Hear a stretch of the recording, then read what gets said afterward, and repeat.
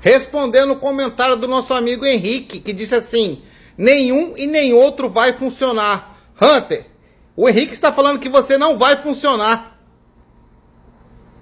Henrique, vou te explicar. Eu não vou funcionar. Eu já funciono.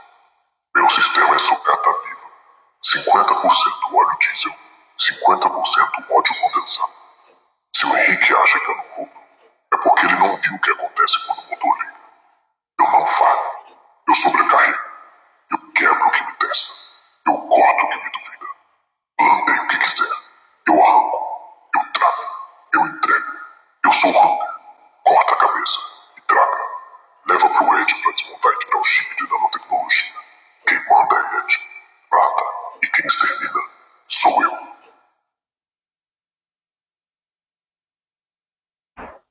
Eu acho que tá bem respondido, né, Henrique?